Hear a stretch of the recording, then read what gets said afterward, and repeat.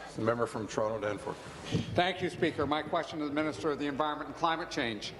Last week I asked the Minister whether revenues from the cap-and-trade system would flow into a special purpose account and not into general government revenues. Last Wednesday night we got our answer.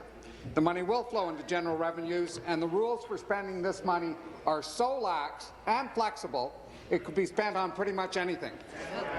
Will the government tighten up the rules for spending the cap-and-trade revenues and place this money into a separate account that pays for verifiable greenhouse gas reductions? Minister of Environment and Climate Change. Thank you very much, Mr. Speaker. I look forward to working with the member from Toronto Danforth because I know he cares about these issues very much. So all of this money, Mr. Speaker— Member from Timmins James Bay.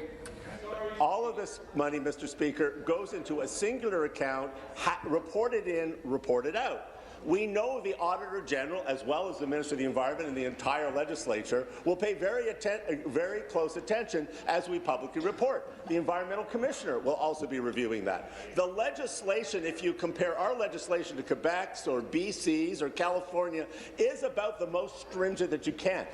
We also have to report, Mr. Speaker, on 4 other things. 1, the impacts relative of every measure we take, how much greenhouse gas is being— I'll wait for the supplementary, Mr. Speaker. I'm sure there'll be a question. Thank you. Thank you, Speaker. Speaker, in the fine print of the government's cap-and-trade bill, we learned that the so-called greenhouse gas reduction account is not actually a special purpose account.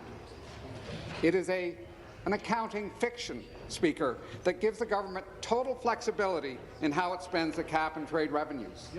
Programs only have to be indirectly related in some way to greenhouse gas reductions. The money can be used for expenditures that have already been made. It can even be used on programs that have already been funded. The NDP supports cap-and-trade, so we want the system to be fair, transparent and effective. Will the government stop playing accounting games and make sure the cap-and-trade system revenue flows into a special purpose account? Thank you. Minister.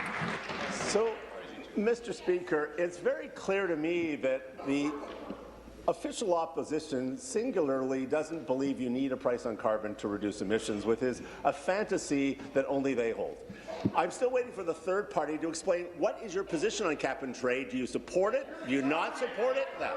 Because, Mr. Speaker— Chair, please. Mr. Speaker, on page 278 of the budget, the exact expenditure program is laid out, and I'd just like to add 5 things that we have to do in this process that I think should give some comfort for this.